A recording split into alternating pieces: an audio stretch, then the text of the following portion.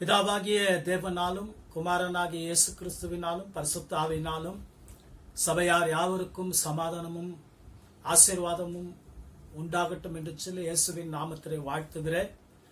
மீண்டுமாக இந்த செவ்வாய்க்கிழமை கர்த்தருடைய வார்த்தையிலே உங்களை சந்திப்பதிலே பெருமகிழ்ச்சி அடைகிறேன். இந்த வாரம் செவ்வாய்க்கிழமை என்ன வார்த்தை ஆண்டவரே பிரசங்கிக்கணும்னு சொல்லி ஆண்டவர் சமூகத்தில் காத்திருந்த போது ஆண்டவர் ஆபிரகாமின் விசுவாசத்தை குறித்து நீ பேசு என்று சொல்லி சொன்னார். ஆபிரகாமுடைய விசுவாசத்தை குறித்து எதை குறித்து பேசணும்னு சொல்லி ஆண்டவர்கிட்ட கேட்கும்போது, ஆபிரகாம் கண்மூடித்தனமாய் என்னை விசுவாசித்தான், ஒவ்வொருவரும் என்னை கண்மூடித்தனமாக விசுவாசிப்பதற்கு குறித்து நீ பேசு என்று சொல்லி ஆண்டவர் சொன்னார். எனவே இன்னைக்கு நம்ம ஆபிரகாமுடைய விசுவாசத்தை எடுத்து நாம் ஆராய்ந்து பார்க்க போகிறோம். நம்ம தலைகளை வணங்கி ஜெபம் பண்ணி நம்ம வசனத்துக்குள்ளாக நாம் கடந்து போகலாம். பரலோக பிதாவே, இயேசுவின் நாமத்திலே உம்முடைய பாதத்திலே நாங்கள் வருகிறோம். உங்க பிரதான கிருபையினாலே ஞாயிற்றுக்கிழமை ஆராதனை ஆசீர்வதித்து நல்ல வார்த்தைகளை கொடுத்தீர். இதாண்டவரே, இந்த செவ்வாய்க்கிழமை உம்முடைய வசனத்துக்கு காத்திருக்கிற ஜனங்களுக்காக பேசும், அடிமைக்காக பேசும். நீர் எங்களோடு இரும், ஆசீர்வதியும், பரிசுத்த ஆவியான கிரியை செய்யும். இயேசுவின் நாமத்திலே பிதாவே, ஆமென். அன்பானவர்களே, ஆபிரகாமுடைய விசுவாசத்தை குறித்து வேதத்தில் ஆதியாகமம் 15ஆம் அதிகாரத்தில் 1-6 வரைக்கும் எழுதப்பட்டிருக்கிறது.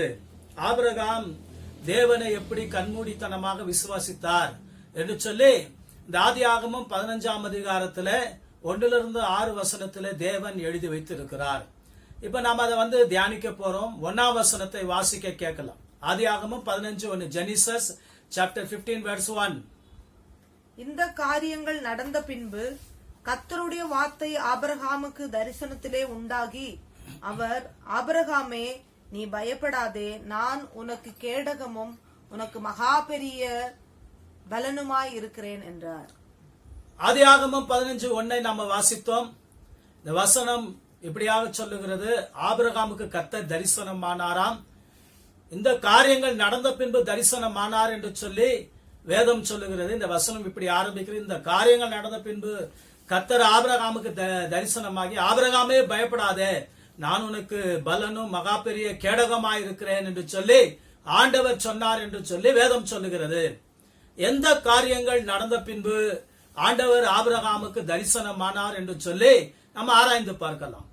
இந்த காரியங்கள் நடந்த பின்பு என்று சொல்லி தேவன் இங்கே எதை குறித்து சொல்லுகிறார் என்று சொல்லி பார்க்கும்போது, 14ஆம் அதிகாரத்தில் நடந்த காரியங்கள் நடந்த பின்புதான் ஆபிரகாமுக்கு ஆண்டவர் தரிசனமாகிறார், அவனை பலப்படுத்துகிறார்.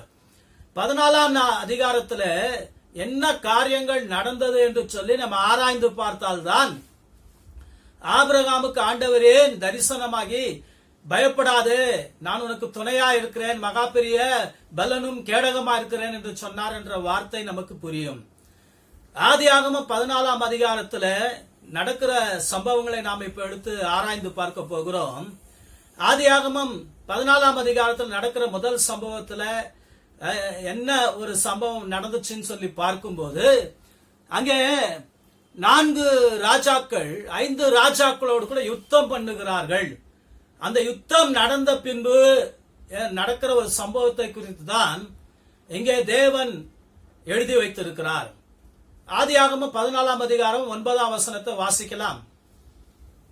Genesis chapter 14 verse 9. ஏலாமின் ராஜாவாகிய கெதர்லாகோமேரோடும் ஜாதிகளின் ராஜாவாகிய திதியாயலோடும் சினேயாரின் ராஜாவாகிய அம்ராப்பேலோடும் ஏலாசாரின் ராஜாவாகிய அரியோகோடும் யுத்தம் பண்ண புறப்பட்டு அந்த 5 ராஜாக்களோடும் இந்த 4 ராஜாக்களும் யுத்தம் பண்ணினார்கள். வேதம் சொல்லுகிறது, ஆதியாகமம் 14ஆம் அதிகாரத்துல நடந்த முதல் சம்பவம் 5 ராஜாக்களோடு 4 ராஜாக்கள் யுத்தம் பண்ணினார்கள் என்று வேதம் சொல்லுகிறது. எண்ணிக்கையின் பிரகாரம் பார்க்கும்போது அதிகமானவர்கள் எங்க இருக்கிறார்களோ அங்கதான் வெற்றி இருக்கணும். ஆனால் இந்த ஆதியாகமம் 14ஆம் அதிகாரத்துல 5 ராஜாக்கள் 4 ராஜாக்களோடு யுத்தம் பண்ணுகிறார்கள். 5 ராஜாக்களால 4 ராஜாக்களை வெல்ல முடியவில்லை. 5 ராஜாக்கள் தோற்று ஓடி போகிறார்கள். அவர்கள் ஓடும்போது அந்த வழியில வெட்டி வைத்திருக்கிற எண்ணெய் கிணறுகள், நிலக்கேணி கேணி உண்டாகிற நிலகீழ் உண்டாகிற கேணிகளிலே விழுந்து ஒரு சில பேர் அவர்கள் மடிந்து போகிறார்கள் என்று வேதம் சொல்லுகிறது. அதே போல சோதோமின் ராஜாவும் கொமோராவின் ராஜாவும் அந்த 4 ராஜாக்களால சிறை பிடிக்கப்படுகிறார்கள். சோதோமில லோத்து வாசமாயிருந்ததுனால லோத்துவையும் அவன் குடும்பத்தையும் அவனுக்கு உண்டான எல்லாவற்றையும் அந்த 4 ராஜாக்கள் வெற்றி பெற்றவர்கள் சிறைப்பிடித்துக் கொண்டு போகிறார்கள் என்று வேதம் சொல்லுகிறது.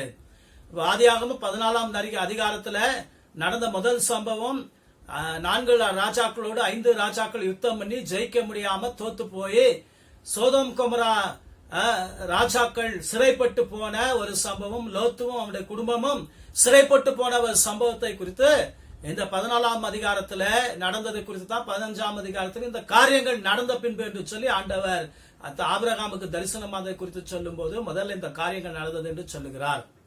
அடுத்ததாக இந்த ஆதி ஆகமத்துல 14ஆம் அதிகாரத்தில் என்ன சம்பவங்கள் நடந்தது என்று சொல்லி நாம பார்க்கும்போது அதனுடைய 12ஆம் வசனத்திலிருந்து 16ஆம் வசனம் வரைக்கும் நம்ம வாசித்து பார்க்கும்போது லோத்துவையும் அவனுடைய குடும்பத்தையும் அவனுக்கு உண்டான எல்லாவற்றையும் சிறைப்பிடித்துக் கொண்டு போற அந்த ஒரு காரியத்தை தப்பி வந்த ஒருவன் ஆபிரகாமுக்கு அறிவிக்கிறான். ஆபிரகாம் அதை கேட்டு தன் சகோதரனுடைய மகனை சிறைப்பிடித்துக் கொண்டு போய்விட்டார்கள் என்றதை கேட்டு அவர்களை மீட்டு கொண்டு வருவதற்காக அவன் போகிறான். அந்த சம்பவத்தை நாம வாசிக்கலாம். ஆதி ஆகமத்துல 12ஆம் வசனத்திலிருந்து 16ஆம் வசனத்தை வாசிக்கலாம். Genesis chapter 14, 12 to 16. ஆபிரகாமின் சகோதரனுடைய குமாரனாகிய லோத்து சோதோமிலே குடியிருந்தபடியால் அவனையும் அவன் பொருள்களையும் கொண்டு போய்விட்டார்கள். தப்பி ஓடின ஒருவன் எபிரேயனாகிய ஆபிரகாமிடத்தில் வந்து அதை அறிவித்தான். ஆபிராம் தன்னோடே உடன்படிக்கை செய்திருந்த மனிதராகிய எஸ்கோலுக்கும் ஆனேருக்கும் சகோதரனாகிய மம்ரே என்னும் எமோரியனுடைய சமபூமியிலே அப்பொழுது குடியிருந்தான். தன் சகோதரன் சிறையாக கொண்டு போகப்பட்டதை ஆபிராம் கேள்விப்பட்ட போது அவன் தன் வீட்டிலே பிறந்த கைப்படிந்தவர்களாகிய 318 ஆட்களுக்கும் ஆயுதம் தரிப்பித்து தான் என்னும் ஊர் மட்டும் அவர்களை தொடர்ந்து ராக்காலத்திலே அவனும் அவன் வேலைக்காரரும் பிரிந்து பவுஞ்சிகளாய் அவர்கள் மேல் விழுந்து அவர்களை முறியடித்து தமஸ்குவுக்கு இடதுபுறமான ஓபா மட்டும் துரத்தி சகல பொருள்களையும் திருப்பி கொண்டு வந்தான். தன் சகோதரனாகிய லோத்தையும் அவனுடைய பொருள்களையும் ஸ்திரீகளையும் ஜனங்களையும் திருப்பி கொண்டு வந்தான். இந்த ஆதியாகமம் 12 16 வரைக்கும் வாசித்து பார்க்கும்போது அந்த யுத்தத்துல தப்பி வந்த ஒருவன் ஆபிரகாம் கிட்ட வந்து அவன் சகோதரன் மகனே ஆகிய லோத்துவையும் அவன் குடும்பத்தையும் சிறைப்பிடித்துக்கிட்டு போய்விட்டார்கள் என்று சொல்லி அறிவிக்கிறான். அந்த வார்த்தையை கேட்டவுடனே ஆபிரகாம் லோத்துவை மீட்கிறதுக்கு தயாராகிறதை நாம பார்க்கிறோம். அன்பானவர்களே, இந்த ஆபிரகாமை விட்டு லோத்து பிரிந்து போனவன். ஆபிரகாமுடைய மந்தை மேய்ப்பருக்கும் லோத்துடைய மந்தை மேய்ப்பருக்கும் வாக்குவாதம் உண்டான போது நான் உன்னோடு இருக்க மாட்டேன், நான் பிரிந்து போகிறேன் என்று சொல்லி ஆபிரகாமை விட்டு பிரிந்து போனவர் தான் லோத்து. பிரிந்து போன ஒருவர் ஆபத்தில் இருக்கிறார், அவரை சிறைப்பிடித்துக் கொண்டு போய்விட்டார்கள் என்று கேள்விப்பட்டவுடனே ஆபிரகாம் பழைய காரியங்கள் எல்லாம் மனதில் வைக்காமல் அவரை மீட்பதற்கு ஆயத்தமாகிறதை நாம பார்க்கிறோம். எனக்கு அன்பானவர்களே, நமக்கு பிரியமானவர்கள், நமக்கு சொந்தங்கள் பந்தங்கள் நமக்கு விரோதமாக பேசும்போது, நமக்கு விரோதமாக செயல்படும் போது, நம்மை விட்டு பிரிந்து போகும்போது, அவருடைய வாழ்க்கையில ஒரு ஆபத்து வரும்போது நாம வந்து ஆபிரகாமை போல நடந்து கொள்ள வேண்டும். அவர்களுக்கு ஆபத்து வந்தது, என் பேச்சை அவர்கள் கேட்கவில்லை, அதனால் தான் வந்தது என்று சொல்லக்கூடாது. அவர்களுக்கு இப்படிப்பட்ட ஒரு பிரச்சனை வந்தது காரணம் என்னை விட்டு பிரிந்து போனதுனாலதான் இப்படிப்பட்ட ஒரு பிரச்சனை வந்துச்சுன்னு சொல்லி சொல்லக்கூடாது. உண்மையான காரணம் அதுவாக இருந்தா கூட அந்த நேரத்துல நாம் அதை குறித்து பேசக்கூடாது.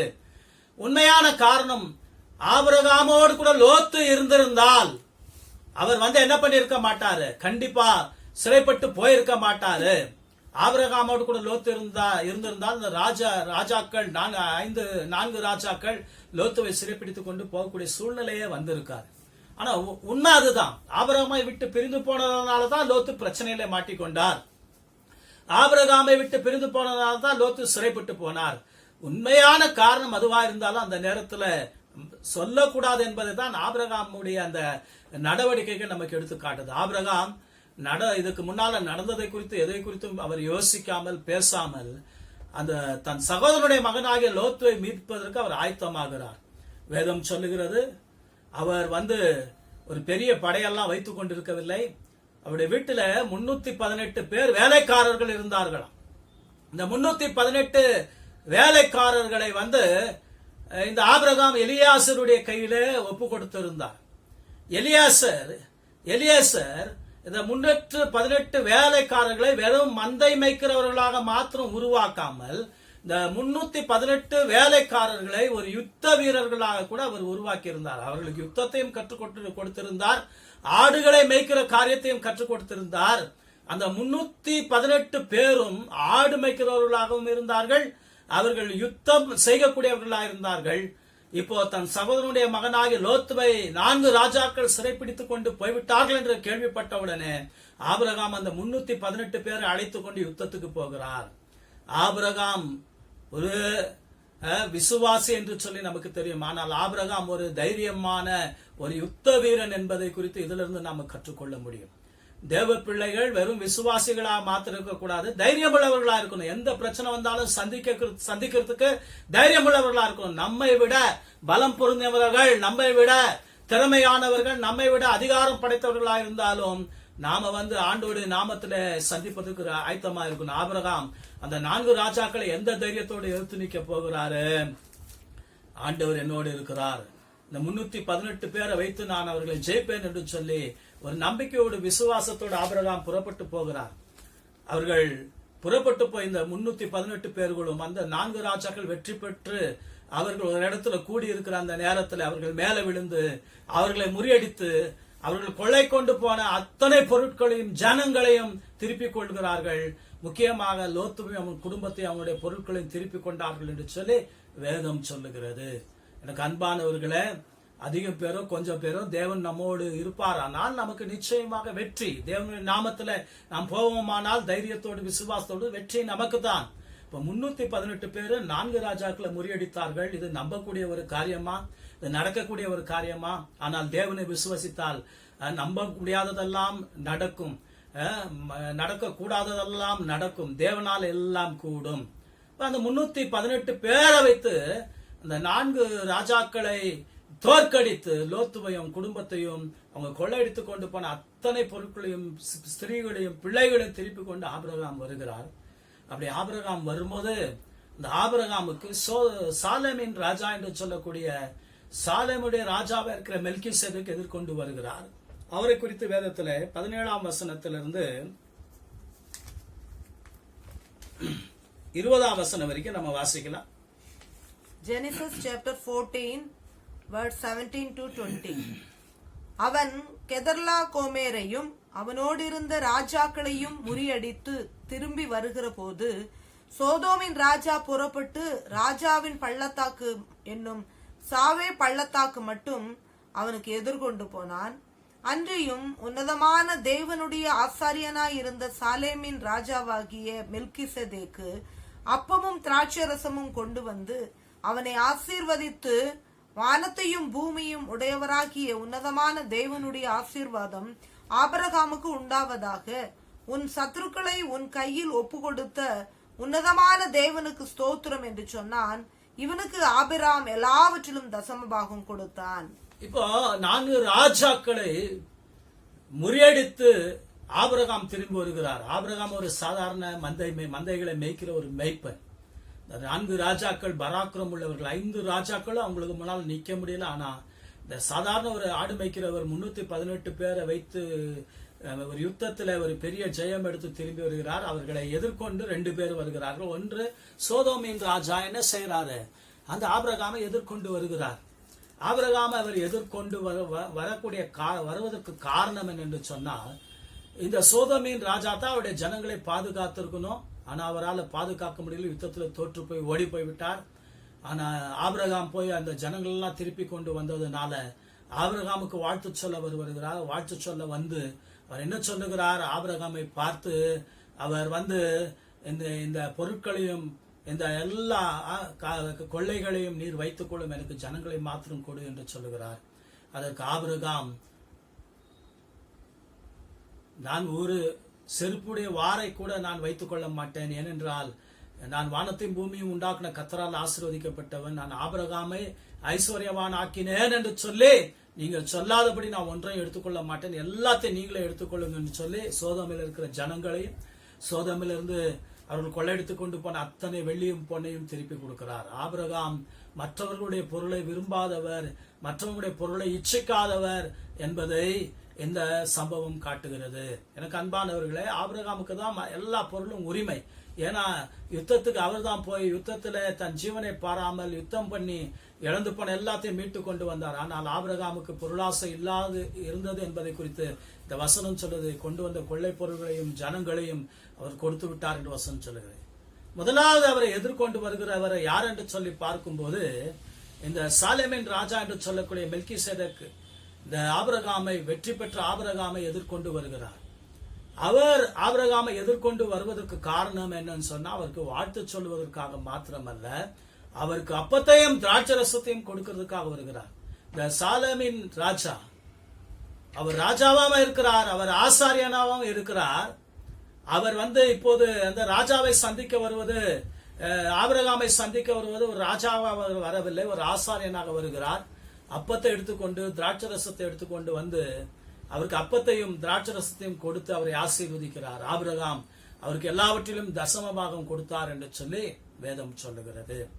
எனக்கு அன்பானவர்களே, அப்பத்தையும் ரசத்தையும் நமக்கு கொடுப்பவர்களுக்கு நம்முடைய தசம பாகங்களை கொடுக்க வேண்டும், நாம் போகிற ஆலயங்களுக்கு தசம பாகங்களை செலுத்த வேண்டும் என்பதை குறித்து ஆபிரகாம் மூலமாக ஆண்டவர் எத்தனையோ 1000 வருஷங்களுக்கு முன்பாக கற்று வைத்திருக்கிறார். ஆபிரகாம் அதை நமக்கு என்ன பண்ணியிருக்கிறார், தன் வாழ்க்கையிலிருந்து அவர் என்ன செய்திருக்கிறார், எடுத்து காட்டியிருக்கிறார். அவரை ராஜாவாக அவர் நினைக்காம அவரை ஆசாரியானாவும் இருக்கிறார் நினைத்து அவருக்கு தன் கொள்ளை பொருள்கள் எல்லாவற்றிலும் தசம்பாகம் கொடுத்தாராம். அப்பத்தையும் ரசத்தையும் கொடுத்து அவரை ஆசீர்வதித்தார். அப்பமும் ரசமும் நம்மை ஆசீர்வதிக்கிற ஒரு காரியம். நாம் திருவிருந்து எடுக்கும் போது அப்பமும் ரசமும் நாம பகிர்ந்து கொள்கிறோம். அப்பத்தை பிட்டு ரசத்தை பகிர்ந்து கொள்கிறோம். அது நம்முடைய வாழ்க்கையில ஒரு ஆசீர்வாதத்தை கொண்டு வரும். கர்த்தருடைய ஒரு பெரிய ஆசீர்வாதத்தை அது நம்முடைய வாழ்க்கையில கொண்டு வரும். எனக்கு அன்பானவர்களே, இங்க கவனிங்க. இப்ப இந்த சம்பவங்கள் நடந்த பின் முதல்ல 4 ராஜாக்களுக்கும் 5 ராஜாக்களுக்கும் நடந்த யுத்தம்.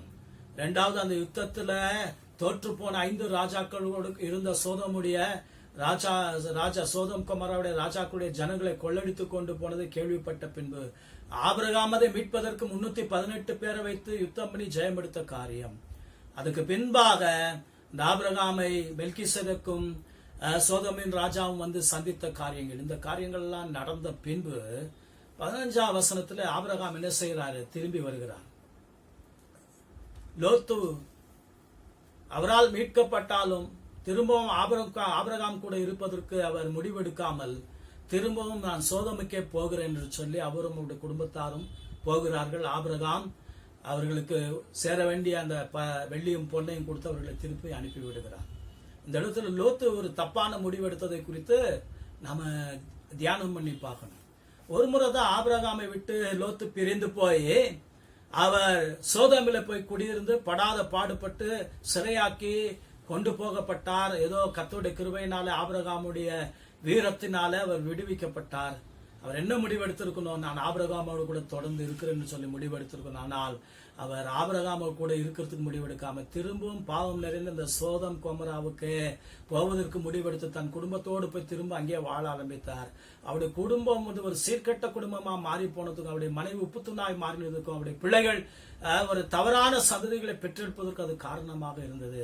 இந்த அன்பான தேவ பிள்ளைகளை, ஒரு முறை நாம பிரச்சனைகளிலே காரியங்களிலே சிக்கிக் கொள்ளும் போது ஆண்டவர் நம்மை கிருபையால் விடுவிப்பார். ஆனா விடுவித்த பின்பு நாம நல்லா யோசனை பண்ணி ஜெபம் பண்ணி சரியான முடிவெடுத்து நம்முடைய வாழ்க்கையை நாம வாழ ஆரம்பித்தால் நிச்சயமா நம்முடைய வாழ்க்கையில ஆசீர்வாதம் உண்டு. தவறான முடிவுகளை நாம் எடுப்போமானால் நம்முடைய வாழ்க்கை திரும்பவும் சீர்கெட்டு போவோம். ஒரு முறை தவறான லோத்துவுக்கு அவன் குடும்பத்துக்கு ஆண்டவர் இரக்கம் காட்டி மீட்டார். ஆண்டாள் திரும்பவும் தப்பான ஒரு முடிவு எடுத்ததுனால சோதமுக்கே போய் வாடத்துக்கு போனதுனால அவருடைய குடும்பம் சீர்கெட்ட குடும்பமாக சீர்கெட்ட குடும்பத்துக்கு ஒரு முன்னுதாரணமான குடும்பமாக மாறிவிட்டதை நாம் பார்க்கிறோம். இப்ப ஆபிரகாம் என்ன செய்யறார், லோத்துவை அனுப்பிவிட்டு தன்னுடைய இடத்துக்கு அவர் திரும்பவும் வாழ ஆரம்பிக்கிறார். அவருக்குள்ள திடீரென்று ஒரு பயம் வருகிறது.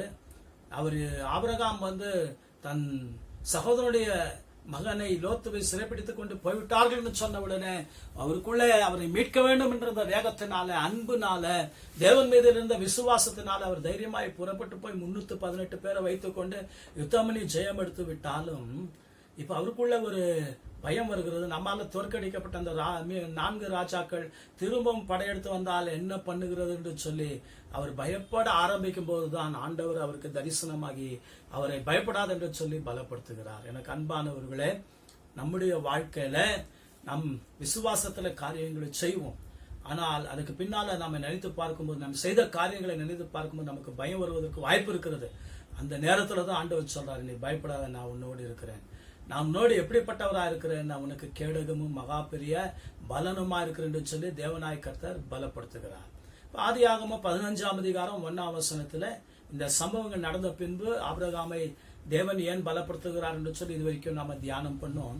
இப்ப ஆபிரகாம் தனக்கு தரிசனமான தேவனை நோக்கி ஆபிரகாம் பண்ணுகிற விண்ணப்பத்தை இந்த 2ஆம் வசனத்திலிருந்து 3ஆம் வசனத்துல நம்ம வாசிக்கலாம். ஆதியாகமம் 15, ஜெனிசஸ் chapter 15, 2-3 words. அதற்கு ஆபிராம், கர்த்தராகிய ஆண்டவரே, அடியனுக்கு என்ன தருவீர்? நான் பிள்ளை இல்லாமல் இருக்கிறேனே. தமஸ்கு ஊரானாகிய இந்த எலையேசர் என் வீட்டு விசாரணை கர்த்தனாய் இருக்கிறானே என்றார். பின்னும் ஆபிராம், தேவரீர் எனக்கு புத்திர சந்தானம் அருளவில்லை. இதோ என் வீட்டிலே பிறந்த பிள்ளை எனக்கு சுதந்திரவாளியாய் இருக்கிறான் என்றான். இப்ப தேவன் அவனை தரிசனமாகி, நீ பயப்படாத, நான் உனக்கு துணையா இருக்கிறேன், நான் உனக்கு பலனா இருக்கிறேன், மகா கேடகமா இருக்கிறேன் சொல்லி தைரியப்படுத்தின பின்பு ஆபிரகாமுக்குள்ள ஒரு தைரியம் வருகிறது. தன்னோட தரிசனமான தேவனோடு அவர் பேசும்போது அவர் சொல்லுகிறார், ஆண்டவரே, நீர் எனக்கு என்ன தருவீர்? நான் பிள்ளை இல்லாதவனாய் இருக்கிறேனே என்று சொல்லி ஒரு பிள்ளைக்காக விண்ணப்பம் பண்ணுகிறதை பார்க்கிறோம். எனக்கு அன்பான தேவ பிள்ளைகளே, ஆபிரகாமுக்கு வேண்டிய மட்டும் ஆஸ்தி இருந்தது, ஆடு மாடுகள் மிருக ஜீவன்கள் இருந்து, நிறைய வேலைக்காரர்கள் இருந்தார்கள். நம்முடைய வாழ்க்கையில பொன்னும் பொருளும் ஆஸ்தியும் நமக்கு திருப்தியை கொண்டு வரும் என்று சொல்லி நாம பார்க்கிறோம், நாம நினைக்கிறோம். ஆனால் ஆபிரகாமுடைய வாழ்க்கையில அதெல்லாம் திருப்தியை கொண்டு வரவில்லை. அவருடைய வாழ்க்கையில ஒரு பிள்ளை வேண்டும் என்ற ஒரு ஏக்கம் அவருக்குள்ள இருந்தது. அவர் ஆஸ்தியை கொடுக்கறதுக்காக ஆண்டவர்கிட்ட விண்ணப்பம் பண்ணாமல், ஆஸ்தியை கேட்டு ஆண்டவர்கிட்ட விண்ணப்பம் பண்ணாமல் ஒரு பிள்ளைக்காக விண்ணப்பம் பண்ணுகிறார். அது மாத்திரமல்ல, இன்னொரு காரியத்தை கூட அங்க ஆபிரகாம் சொல்லுகிறதை பார்க்கிறோம். 3ஆம் வசனத்துல, ஆபிரகாம், தேவரீர் எனக்கு புத்திர சந்தானம் அருளவில்லை. இதோ இந்த தமஸ்கு ஊரானாகிய இந்த எலியேசர் என் வீட்டில் பிறந்த பிள்ளையாவும் எனக்கு சுதந்திரவாளியாக இருக்கிறானே என்று சொல்லி அவனை குறித்து அவர் சொல்லுகிறார். முதல்ல விண்ணப்பம் பண்ணும்போது ஆபிரகாம் சொல்றார், ஆண்டவரே, எனக்கு என்ன தருவீர்? பொன்னையும் பொருளையும் வெள்ளையும் எல்லாத்தையும் கொடுத்து விட்டு எனக்கு இல்லாதது ஒன்னே ஒண்ணு, எனக்கு ஒரு பிள்ளை வேணும் ஆண்டவரேன்னு சொல்லி கேட்கிறார். நம்முடைய வாழ்க்கையில கூட எது இல்லையோ அதை தான் நாம் ஆண்டவர்கிட்ட கேட்க வேண்டும். நிச்சயமாக தேவன் கொடுப்பார். இல்லாததை கேட்ட ஆபிரகாமுக்கு ஆண்டவர் அவன் எது இல்லை என்று சொல்லி அங்கலாய்த்தானோ அதை கொடுத்தார். நம்முடைய வாழ்க்கையில கூட எது இல்லை என்று இப்போது நாம் அங்கலாய்த்துக் கொண்டிருக்கோம். நிச்சயமா ஒரு நாள் நம்முடைய அந்த அங்கலாய்ப்பை மாற்றும்படி கர்த்தர் நமக்கு இல்லாததை தந்து கர்த்தர் நம்மை ஆசீர்வதிப்பார். 2வது அந்த விண்ணப்பத்துல ஆபிரகாம் சொல்லுகிறதை நாம பார்க்கும்போது 3ஆம் வசனத்துல என்ன சொல்றார், வாசிக்கலாம். பின்னும் ஆபிராம், தேவரீர் எனக்கு புத்திர சந்தானம் அருளவில்லை. இதோ என் வீட்டிலே பிறந்த பிள்ளை எனக்கு சுதந்திரவாளியாய் இருக்கிறான் என்றார். இங்க ஆபிரகாம் தன் வீட்டிலே பிறந்த பிள்ளை என்று சொல்லி எலியேசரை குறித்து சொல்லுகிறார். எலியேசர் என் வீட்டில பிறந்த பிள்ளை, அவன் என்னுடைய ஆசைக்கெல்லாம் சுதந்திரவாளியாக இருக்கிறான் என்று சொல்லுகிறார். எலியேசரை குறித்து அவர் சொல்லும் போது இவன் என் வீட்டில பிறந்த பிள்ளை என்று சொல்லுகிறார். இன்னொரு இடத்துல சொல்லும் போது அவன் தமஸ்கு ஊரை சேர்ந்தவன் என்று சொல்லுகிறார். 2 வசனங்களுக்கும் முரண்பாடு இருக்கிறத போல நம்ம தோன்றலாம், ஒன்றுமில்ல. ஆபிரகாம் அவர் கானான் தேசத்துக்குள்ள வரும்போது தமஸ்கு ஊர் வழியாகத்தான் அவர் வந்தார். தமஸ்கு ஊர் வழியா வரும்போது தமஸ்குல ஒரு அடிமை அவர் என்ன செய்யறாரு, விலைக்கு வாங்குகிறார். அடிமையை வாங்கும்போது அந்த அடிமையுடைய மனைவியும் அவனோடு கூட என்ன செய்யறாங்க, புறப்பட்டு 2 பேரும் ஆபிரகாமோடு கூட வருகிறார்கள். அந்த அடிமைக்கு இருந்த மனைவி கர்ப்பவதியா இருக்கிறாள். அவள் ஆபிரகாம் அடிமையாக அவங்களை வாங்கின பின்பு அவங்க வீட்டுக்கு வந்த பின்பு ஒரு பிள்ளையை பெற்றெடுக்கிறார். அதனாலதான் எலியேசரை குறித்து சொல்லும் போது இந்த இடத்துல அவன் என் வீட்டில பிறந்தவன் என்று சொல்லுது. அதே நேரத்தில் தமஸ்கு ஊரான் என்று சொல்லுகிறது. அவன் தகமஸ்கு ஊரான், அவனும் தமஸ்கு பட்டணத்தை சேர்ந்து வந்தான். ஆனால் பிறந்தது எங்க? ஆபிரகாமுடைய வீட்டிலே அவன் பிறந்தான். எனக்கு அன்பான தேவ பிள்ளைகளை இந்த இடத்துல கவனித்து பாருங்க. அவர் சொல்லுகிறார், ஆண்டவரே, எனக்கு பிள்ளை பிறக்கும் என்ற ஒரு நம்பிக்கை இல்லாததுனால என் வீட்டில பிறந்த இந்த எலியேசரை நான் எல்லாவற்றுக்கும் சுதந்திரவாளியாக நான் மாற்றி விட்டிருக்கிறேன் என்று சொல்லி ஆண்டவர்கிட்ட சொல்லி, ஆண்டவரே, ஒருவேளை நீங்க எனக்கு பிள்ளை கொடுக்கலன்னா இவனை நான் தத்து பிள்ளையா எடுத்துக்கொள்ளட்டா அப்படின்னு சொல்லி கேட்கிற அந்த விண்ணப்பத்தை நாம இங்க பார்க்கிறோம். இந்த ரெண்டு காரியத்துக்கு ஆண்டவர் கொடுக்கிற பதில தான் கீழே இருக்கிற வசனத்துல நாம 4ஆம் வசனத்துல 5ஆம் வசனத்துல நாம பார்க்கிறோம். 4ஆம் வசனம் 5ஆம் வசனத்தை பார்க்கலாம். அவர் அவனை வெளியே, அப்பொழுது கர்த்தருடைய வார்த்தை அவனுக்கு உண்டாகி, இவன் உனக்கு சுதந்திரவாளி அல்ல, உன் கற்ப பிறப்பாய் இருப்பவனே உனக்கு சுதந்திரவாளியாவான் என்று சொல்லி, அவர் அவனை வெளியே அழைத்து, நீ வானத்தை அண்ணாந்து பார், நட்சத்திரங்களை எண்ண உன்னாலே கூடுமானால் அவைகள் எண்ணு என்று சொல்லி, பின்பு அவனை நோக்கி, உன் சந்ததி இவ்வளவா இருக்கும் என்றார். எனக்கு அன்பானவர்களே, இந்த இடத்துல ஆண்டவர் சொல்றாரு, சொல்ற இந்த காரியம் எனக்கு விருப்பம் இல்லை. எலியேசர் உன் வீட்டில பிறந்தவனா இருந்தாலும், உனக்கு பிரியமானவனா இருந்தாலும், உன் வீட்டை விசாரிக்கிற விசாரணை கர்த்தனா இருந்தாலும் அவன் உனக்கு சுதந்திரவாளியாக இருக்க போவதில்லை. என்னுடைய திட்டம் அதுவல்ல. உன் வீட்டில பிறந்த இவன் உனக்கு சுதந்திரவாளியா இருக்க மாட்டான். உன் கர்ப்ப பிறப்பாக உன் கர்ப்பத்துல பிறக்க போகிறவனே, சாராளுடைய கர்ப்பத்துல பிறக்க போகிறவனே சுதந்திரவாளியாக இருப்பான் என்று சொல்லி இந்த இடத்துல ஆண்டவர் தன்னுடைய திட்டத்தை குறித்து என்ன செய்கிறார்? வெளிப்படுத்துகிறார். தன்னுடைய திட்டத்தை குறித்து அவர் வெளிப்படுத்துகிறார். அன்பானவர்களே, இந்த இடத்துல நாம பார்க்கும்போது ஆபிரகாமை ஆண்டவர் என்ன செய்கிறார்? வெளியே அழைத்து கொண்டு போறார். ஆபிரகாமே, உன் கூடாரத்தை விட்டு நீ வெளியே வா என்று சொல்லுகிறார். ஆபிரகாம் தன் கூடாரத்தை விட்டு வெளியே வந்த உடனே ஆபிரகாமை பார்த்து ஆண்டவர் சொல்லுகிறார், நீ வானத்தை அண்ணாந்து பார், வானத்தில் இருக்கிற நட்சத்திரங்களை பார் என்று சொல்லுகிறார். அவன் நட்சத்திரங்களை பார் என்று சொல்லி அவன் நட்சத்திரங்களை நோக்கி பார்க்கும்போது ஆண்டவர் சொல்லுகிறார், இந்த நட்சத்திரங்களை என்ன கூடுமா என்று சொல்லி கேட்கிறார். ஆபிரகாம் சொல்கிறார், ஆண்டவரே, இந்த நட்சத்திரங்களை என்னால எண்ண முடியாது அப்படின்னு சொல்லும் போது ஆண்டவர் ஆபிரகாமை பார்த்து சொல்லுகிறார், உன் சந்ததி அவ்வளவா இருக்கும் என்று சொல்லி சொல்லுகிறார். 6ஆம் வசனம் சொல்லுகிறது, ஆபிரகாமுக்கு ஆண்டவர் உன் சந்ததி வானத்து நட்சத்திரங்களைப் போல திரளாயிருக்கும் என்று சொன்ன போது ஆபிரகாம் அதை விசுவசித்தான் என்று வேதம் சொல்லுகிறது. தேவன் அதை அவனுக்கு நீதியாக எண்ணினார் என்று வேதம் சொல்லுகிறது. 6ஆம் வசனத்தை படிக்கலாம். அவன் கர்த்தரை விசுவாசித்தான், அதை அவர் அவனுக்கு நீதியாக எண்ணினார். ஆபிரகாமுக்கு ஆண்டவர் சொன்னதை ஆபிரகாம் கொஞ்சம் கூட யோசிக்காமல் விசுவாசித்தானாம். உன் சந்ததி கடற்கரை மணலை போல இருக்கும் என்று சொல்லி நட்சத்திரங்களை காட்டி அவர் சொல்லும் போது, உன் சந்ததி வானத்து நட்சத்திரங்களை போல இருக்கும், கடற்கரை மணலை போல இருக்கும் என்று சொல்லி காட்டி சொல்லும் போது ஆபிரகாம் ஆண்டவர் என்ன பண்ணானா? விசுவசித்தான். 15ஆம் அதிகாரத்துல உன் சந்ததி வானத்து நட்சத்திரங்களை போல இருக்கும் என்று சொல்லுகிறார். 22ஆம் அதிகாரத்துல உன் சந்ததி கடற்கரை மணலை போலும் இருக்கும் என்று சொல்லுகிறார். இந்த ரெண்டு காரியங்களை ஆண்டவர் சொல்வதற்கு ஒரு காரணம் இருக்கிறது. அதை இன்னொரு நாள் நாம தியானம் பண்ணி பார்க்கலாம். இப்போது ஆண்டவர் ஆபிரகாமை கூடாரத்தை விட்டு வெளியே வர சொல்லி அண்ணாந்து பார்க்க சொல்லி வானத்தில் இருக்கிற நட்சத்திரங்களை எண்ணு என்று சொல்லுகிறார். என்னால் எண்ண முடியவில்லை என்று சொல்லும் போது உன் சந்ததி அப்படி வானத்து நட்சத்திரங்களைப் போல எண்ண முடியாததா இருக்கும் என்று சொல்லி கர்த்தர் என்ன செய்கிறாரு? ஆபிரகாமை ஆசீர்வதிக்கிறார். ஆபிரகாம் அதை விசுவசித்தானா, தேவன் அதை அவனுக்கு நீதியாய் எண்ணி அவனுடைய சந்ததியை வானத்து நட்சத்திரங்களை போல என்ன பண்ணாராம்? மாற்றினாராம். இன்றைக்கு ஆபிரகாமுடைய சந்ததி, ஆபிரகாமுடைய அந்த விசுவாசத்தினால வானத்து நட்சத்திரங்களை போல இந்த பூமியில பலுகி பெருகி இருக்கிறதை நாம பார்க்கிறோம். எனக்கு அன்பான தேவ பிள்ளைகளே, இங்கே ஆபிரகாம் தேவனை விசுவசித்தான், தேவன் அதை அவனுக்கு நீதியாக எண்ணினார் என்று சொல்லி எழுதப்பட்டிருக்கிறதை நாம பார்க்கிறோம். எனக்கு அன்பான தேவ பிள்ளைகளே, தேவன் சொன்னதை ஆபிரகாம் கொஞ்சம் கூட யோசிக்காம அது நடக்குமா அப்படின்னு சொல்லி யோசிக்காம தேவன் சொன்னார், அது நடக்கும், அவர் சகலத்தையும் செய்ய வல்லவர் என்று சொல்லி அவன் கண்மூடித்தனமாக என்ன பண்ணான்? விசுவசிச்சான். இன்றைக்கு நாம் அப்படி விசுவசிக்கணும்னு சொல்லிதான் ஆண்டவர் விரும்புகிறார். இந்த ஆபிரகாம் தேவனை விசுவசித்ததை குறித்து ரோமருக்கு எழுதிய நிருபத்துல 4ஆம் அதிகாரத்துல 18 22 வரைக்கும் உள்ள வசனங்களில் எழுதப்பட்டிருக்கிறது. எப்படி விசுவசித்தான், எந்த சூழ்நிலையில விசுவசித்தான். Roman chapter 4 verse 18 to 22. உன் சந்ததி இவ்வளவா இருக்கும் என்று சொல்லப்பட்டபடியே தான் அநேக ஜாதிகளுக்கு தகப்பனாவதை நம்புகிறதற்கு ஏதுவில்லாதிருந்தும் அதை நம்பிக்கையோடே விசுவாசித்தான். அவன் விசுவாசத்திலே பலவீனமாயிருக்கவில்லை.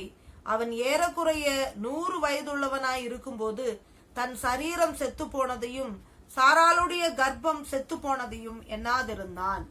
பிரியமானவர்களே, இந்த வேத பகுதி சொல்லுகிறது, நம்புவதற்கு ஏதுவில்லாதிருந்த ஒரு காரியத்தை ஆண்டவர் சொன்ன போது அதை நம்புவதற்கு முடியாது. ஆனா அவன் நம்பினானான். தன் சரீரம் செத்து போனதையும் சாராளுடைய கர்ப்பம் செத்து போனதையும் அறிய அவன் எண்ணாது இருந்தானான். அவனுக்கு 99 வயதுல தான் இந்த ஒரு பிள்ளை பிறப்பு உண்டாகிறது. சாராள் அவள் 89 வயதுல தான் ஒரு பிள்ளையை பெற்றெடுக்கிறாள். ஆனா இந்த காரியங்கள் நடக்கும் என்று சொல்லி தன் சரீரம் செத்து போனதையும் சாராளுடைய கர்ப்பம் செத்து போனதை அவன் எண்ணாமல் கண்மூடித்தனமாக தேவன் சொன்னார், என் சந்ததி வானத்து நட்சத்திரங்களைப் போல ஆகும் என்று சொல்லி அவன் விசுவசித்ததுனால, கண்மூடித்தனமாய் விசுவசித்ததுனால, தேவன் சர்வ வல்லவர் சொன்னதெல்லாம் நடக்கும் என்று சொல்லி விசுவசித்ததுனாலதான் ஆண்டவருக்கு அவனுக்கு அற்புதம் செய்ய முடிந்தது. ஆமனுக்கு அன்பான தேவ பிள்ளைகளே, நாம கூட தேவன் சொல்வதை நம்ப வேண்டும். அது எப்படி ஆகும் சொல்லி மரியாள் கேட்டதை போல நாம கேட்க கூடாது. மரியாள் கேட்டது ஒரு அவிசுவாசத்தினால கேட்கல. அவள் புருஷனை அறியாத ஸ்திரியா இருந்ததுனால, அது வரைக்கும் புருஷ சம்மதம் இல்லாம இந்த உலகத்துல குழந்தை பிறந்தது இல்லாததுனால அவ எப்படி ஆகும்னு சொல்லி கேட்டா. ஆனா நம்முடைய வாழ்க்கையில எந்த காரணத்தை கொண்டும் தேவன், நான் உன்னை ஆசீர்வதிப்பேன், உனக்கு இதை செய்வேன், இதை உனக்கு கொடுப்பேன், இப்படி உன்னை நடத்துவேன் என்று சொல்லும் போது எப்படி ஆகும்னு சொல்லி கேட்க கூடாது. நாம நம்புவதற்கு ஏதுவில்லாத காரியத்தை தேவன் சொன்னாலும் கண்மூடித்தனமாக நம்முடைய வாழ்க்கையில நாம நம்ப வேண்டும். இயற்கைக்கு அப்பாற்பட்ட ஒரு காரியத்தை சொன்னாலும் நம்ப வேண்டும். சாராளுடைய கர்ப்பம் செத்து போனதை சாராள் எண்ணாமல் விசுவசித்தால், ஆபிரகாம் தன் சரீரம் செத்து போனதை அவன் வயதானதை கூட அவன் எண்ணாமல் தேவனை விசுவசித்ததுனால தேவன் அவர்களுக்கு ஈசாக் என்ற ஒரு பிள்ளையை கொடுத்து அவன் மூலமாக ஒரு சந்ததியை வானத்து நட்சத்திரங்களைப் போல கர்த்தர் ஆசீர்வதித்தார். இதை குறித்து நாம கலாத்தியருக்கு எழுதின நிருபத்துல 3ஆம் அதிகாரத்துல 5-6 வசனம், கலாத்தியன் சாப்டர் 3 verse 5-6 பார்க்கும்போது அந்த இடத்துல தேவன் எப்படி ஆபிரகாம் விசுவசித்தார், எதை நீதியாக எண்ணினார்னு சொல்லி பார்க்கிறோம்.